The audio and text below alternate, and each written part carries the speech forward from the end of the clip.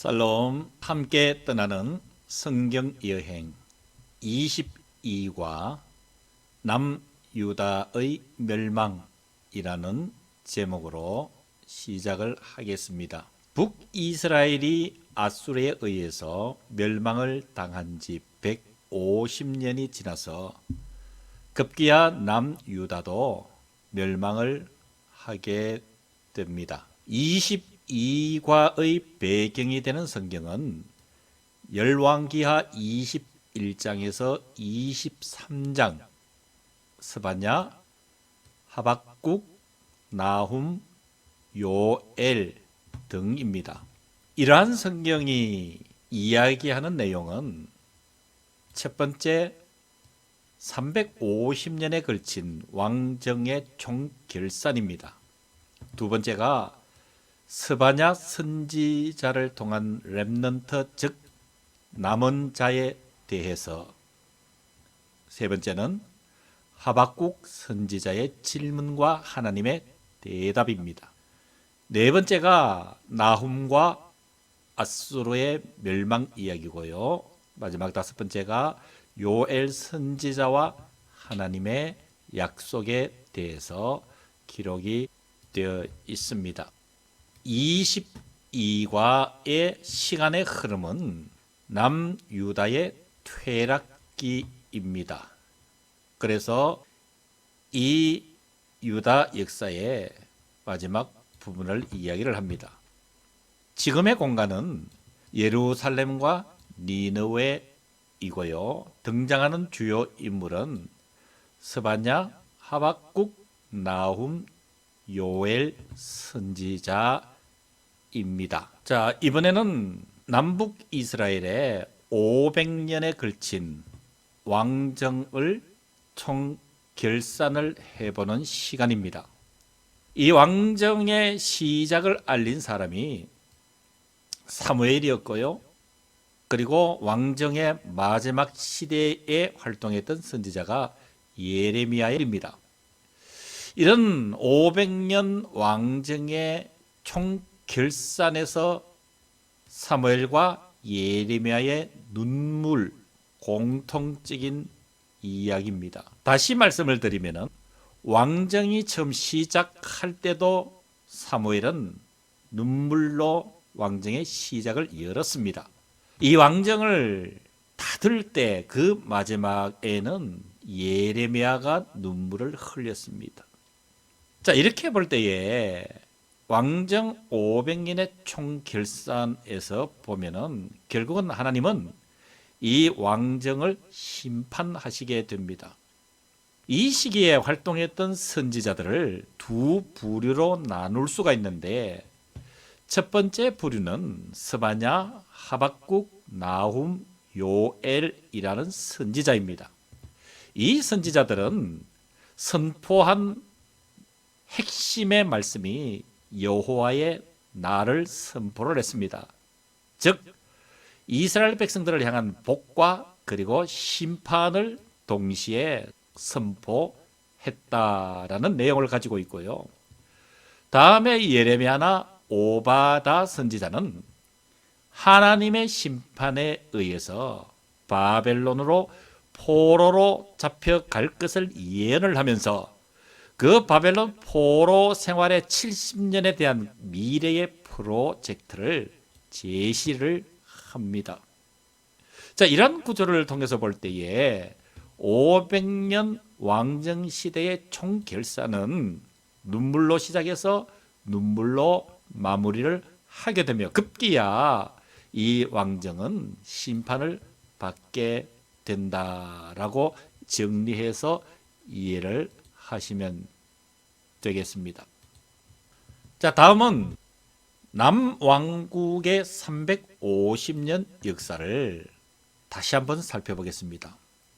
여러분들께서 오래전에 성경 여행을 하시면서 보았던 눈에 익은 도표일 것입니다. 예를 들면 북이스라엘은 19왕이 통치를 했습니다. 200년간 통치를 했죠. 그들은 철저하게 하나님의 제사장 나라의 모든 법을 그들의 권력을 유지하는 도구로 사용했다라고 했습니다. 그래서 그 길을 여로보암의 길이라. 북이스라엘의 초대 왕이었던 여로보암의 그 악한 길을 북이스라엘은 19왕이 모두가 한 길로 갔다라고 말씀드린 것, 여러분 이 도표를 보시면 생각이 나실 것이에요. 자, 그러면 남왕국 350년은 어땠는가? 자, 왼편이 다윗의 길을 갔던 왕들입니다. 오른쪽은 여로보암의 길을 갔던 왕들입니다. 그래서 르호보암으로부터 시작해서 마지막 20번째 왕인 시드기야 왕까지를 이야기를 합니다. 여러분께서 기억하시나요? 이 남유다는 여로보암의 길과 다윗의 길을 이렇게 지그재그로 왔다 갔다 했다라고 말씀을 드렸습니다. 그 시대에 활동했던 선지자가 오늘 서두에도 말씀드렸다시피 스바냐, 나훔 선지자, 예레미야, 오베다 선지자, 요엘 선지자, 그리고 하박국, 다니엘, 에스겔 선지자가 등장을 하게 되는 것이죠. 자, 그러면 다시 한 번 더 설명드리겠습니다만, 이 다윗의 길과 여로보암의 길은 어떠한가? 다윗의 길은 제사장 나라의 충성도가 아주 높은 경우를 이야기를 합니다. 용서가 있고 나눔이 있고 또 평화가 있는 그런 길이죠.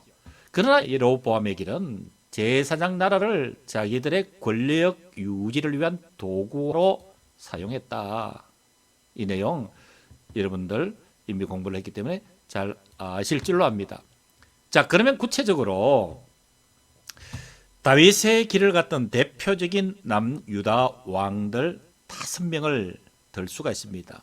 첫 번째가 3대 왕인 아사 왕입니다.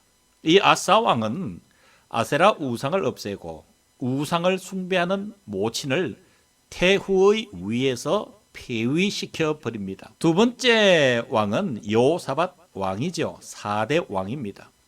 산당과 아세라 우상들을 제거하고 제사장과 레위인들로 하여금 전국을 순회하며 율법을 가르치게 했습니다. 세 번째 왕은 제8대 왕인 요아스입니다. 아달랴가 파괴한 성전을 수리하고 우상을 제거하고 하나님의 언약을 갱신합니다. 그리고 네 번째 왕은 13번째 유다 왕인 히스기야입니다. 제사를 회복합니다.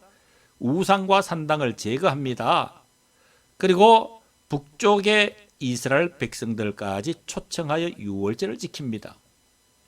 5번째 왕은 요시야 왕으로 16번째 왕이지요. 모든 우상과 산당들, 북이스라엘의 금송아지 우상까지 없앱니다. 성전에서 율법책을 발견한 후 유월절을 성대하게 지키며 성경 통독을 합니다.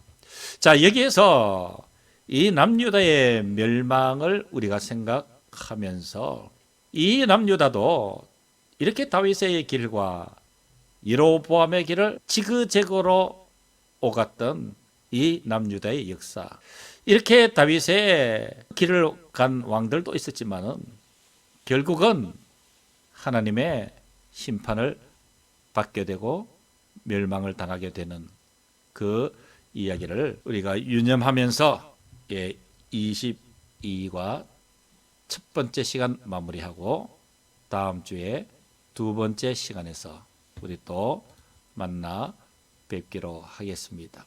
살롬, 수고하셨습니다.